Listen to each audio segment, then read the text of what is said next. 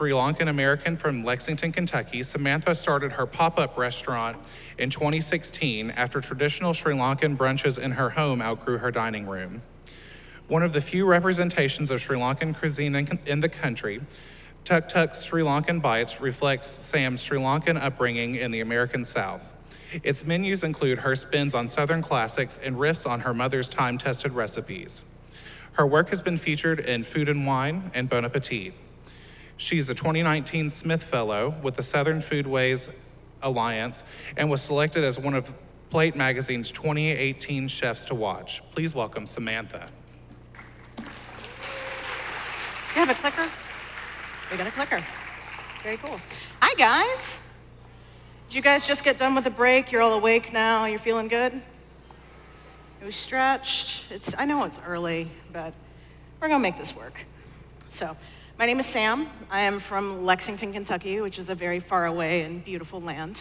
I think some of you are also from there.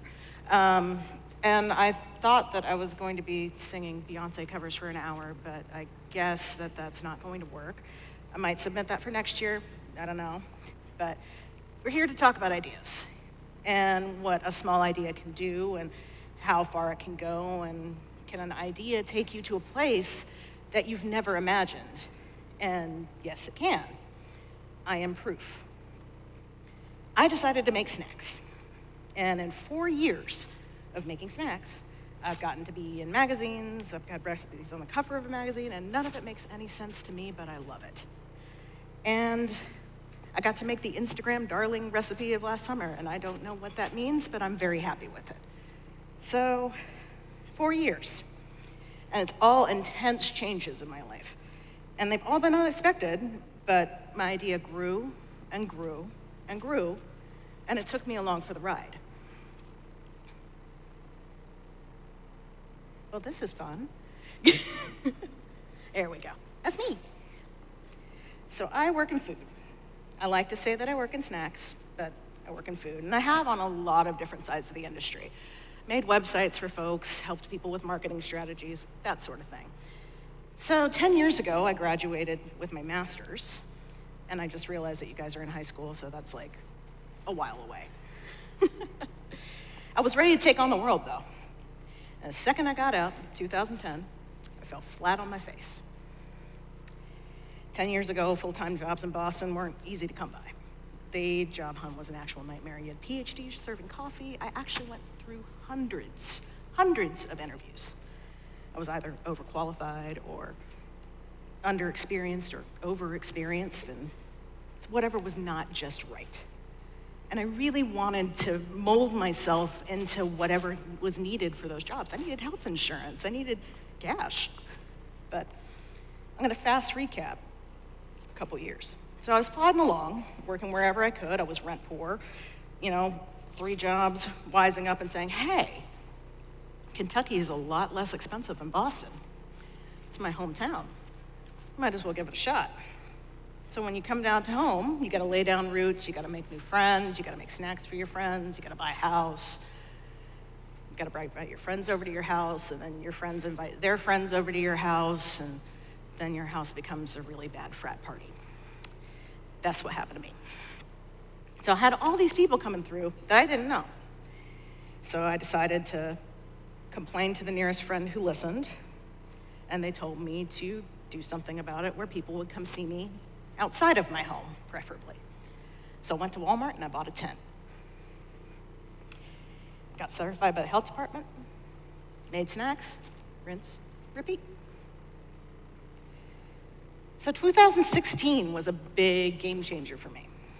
I finally admitted to myself how much I hated my project management job. Management, words are hard, sorry guys. And to blow off some steam, I'd cook. That was my outlet. And eventually a small army showed up, and I didn't know a lot of the cadets, so I freaked out and moved into my little tent. It's a very luxurious operation. So now I am inexplicably part of this new class of chefs, and I don't have a restaurant. I don't want a restaurant. I like my life. I get to travel. I get to talk to y'all. So our experiences, especially as children of immigrants, are not from one home. I grew up in Kentucky and North Carolina. My parents are from Sri Lanka. I'm willing to bet that some of you don't know where Sri Lanka is. Nailed it. So I'm also a child of the American South, though. And you're gonna look at me and you're gonna say, she doesn't look Southern. And it's true. Oh, come on, man. There we go. I'm not going to evoke your classic Southern Scarlett O'Hara visions in your head. Never gonna do that, never gonna talk like that. But I was born here, I live here, I tell my story from the perspective of being here. And honestly, I get to cook my story for people across the country. So I have a weird life as a first-generation American. I'm not home here, I'm not home there. Where's home? My home is the South. So for the past month, I took a little time off and I procrastinated much like I did in college and realized that I had to talk to y'all about this. And I tried to figure out how all of this happened. How in 4 years, a tent behind a bar could turn into something wild and crazy and unimaginable. And it came back to this one word. I'm really doing great with this, guys. There we go. Authenticity. So I'm in the world of ethnic food, and everybody talks about authenticity. And 9 times out of 10, they get it wrong. I mean, how many times have you gone to a place and you're like, okay, cool, this is really authentic? Sometimes you get it right. Defined, it doesn't sound so bad. Especially if it's made or done the same way as an original. If I'm making a Sri Lankan dish, making it like my mother would make it, that's authentic, right? It's not authentic because it's cheap. It's not authentic because it's made by ethnic folks. It's not authentic because people decide to wear costumes in restaurants. So you can get a decent understanding of it like this person. The flavors are authentic, the freshness is great, et cetera, et cetera. Their fried dough is so authentic, right? And you can have a pretty decent understanding of it. This person kind of lost me at the $7 for a small portion, but on the whole, generally pretty good. And you can miss the point entirely. Oh my gosh, I'm sorry guys, there we go. And you can talk about how the waitstaff was dressed in colorful garb and that was authentic to me, or even better, how cute the waiters are with their French accents. And that drives me up the wall. So it's a little confusing, right?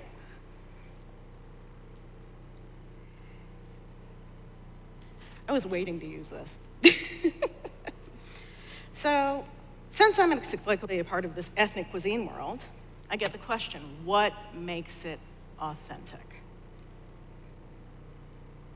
There we go.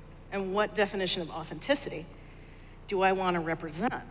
In my head, is it more important for me to be a reflection or a caricature of a faraway time and place that I never was a part of? Our perceptions of authentic can stem from preconceived exotic narratives and notions of cultures and communities. I didn't want to be a trope. I didn't want to sell my own self-perception as a random nostalgic blip. I'm not that person. I wanted to see my idea to fruition. And when I set up my business, I said, okay, I want to be honest to myself, and I want to be honest about what I'm doing. And I think that that's carried me pretty far, but as a good measure, my husband and I kind of set up 3 ground rules from when we were starting out. Work hard and be nice to people, pretty easy. Dolly Parton eats for free. She does know about it, she hasn't shown up yet. When that happens, I will probably keel over. And when it's time to go, when you've worn out your welcome, or when something isn't right, when you're not feeling right, don't force it. Go. If it's not gonna work, it's not gonna work. So bear in mind, I'm not talking about, when it gets tough working your way up. I don't have a problem cutting vegetables. I don't have a problem washing dishes. I don't have a problem making all that stuff happen. I'm talking about more like, oops, sorry about that, making a website for a pet project, like a luxury linen brand that sells pillowcases for $400, because that's what I used to do. And it stunk. So I couldn't do that anymore. And what yielded the craziest results was to work hard and be nice to people. Because at my core, I decided that that was ultimately what I wanted to do with what I was doing. There's something to be said for feeling good about what you do and feeling good about what you work. And instead of putting the emphasis on eyeballs and metrics, I put it on a pedestal of embracing innovation, of working with people that I want to work with, for helping people in any way I can. And then somehow you find these folks that align with your vision. Because if your vision is honest to the point that you're going to project it, people will find you and they will espouse your virtues, as long as they're good. But if you strip everything down to the basics with your ideas, you have to think of what makes you the individual. It's you, it's your ideas, it's your will. And your individuality may lie in what you do or how you do it. And I've jumped from cutthroat industry to cutthroat industry. And I looked for my place for years, and I found it by finally doing what I love to do. I like to share, I like to connect, especially over food. Food breaks boundaries. Granted, I'm not a professionally trained chef, and that's pretty much a point of contention for everybody, but guess what? You can step back, you can look around, and you can say, I don't have 10 years of experience making the most beautiful French food in the world, but I have a place, I have a voice, I have a story to tell. So it led me to the most important lessons that I've learned. Everybody can have the same opportunity. Some people have an easier time getting to it, but it's absolutely up to you to take it. Some may work harder to get there. Some may have to work harder to get there. Example, if I told one of you to sit on this couch, you would have an easier time than someone back there, but you both could make it happen. So I took the opportunity. I'm doing really great with this clicker, guys. There we go. I've gotten to film on PBS. I've gotten to hang out with a host of Top Chef who showed up at my house at 10 p.m. wanting dinner. And I got to feed Bill Murray rather randomly, and sometimes you don't know where all this hype comes from. And these folks all seemed really, really far away from me, and yet I'm somehow in this orbit because of an idea.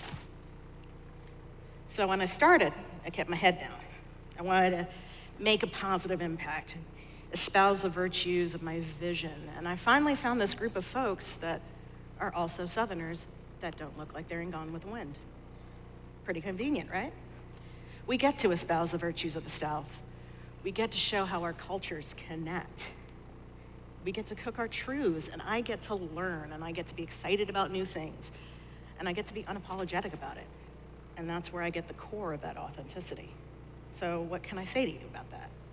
Everybody's different. Simple tends to work across multiple groups of people, though.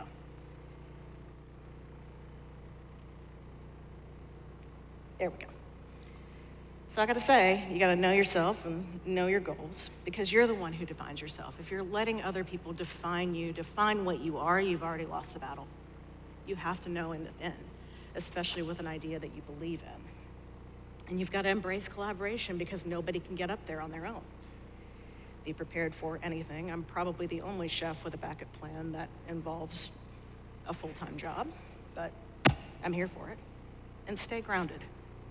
They say that gratitude rewires your brain. In my case, it's rewired my entire life. I am standing here in front of you, and if you told me this 5 years ago, I would have thought you were nuts, because I never saw any of this coming. So get to the core, zero in, and think about it. Think about what you do well, and think about things that you do really, really, really well. And then think about that thing that might seem a little bit scary, a little bit daunting, but you can still do it kind of well, and embrace that challenge. And if one does come along, you've got to embrace the whirlwind. So suddenly, when you appreciate that core of your truth, you realize that you have a path, even in the most chaotic of times. And it'll give you clarity, which is way easier to follow than uncertainty and doubt and annoyance and regret. And it can all sprout from a good idea. So I cannot wait to see what the future has in store for all of you, because this is a good idea crew, right? You're all capable of so much. You have a whole world ahead of you. So I'm really grateful for the opportunity to talk to you all today, and I appreciate it more than you know. And I wanted to know if I could get a selfie with y'all. Is that all right? All right, let's do this, guys. Let me see if I can get this to work one more time. It works. All right, y'all, let's do this.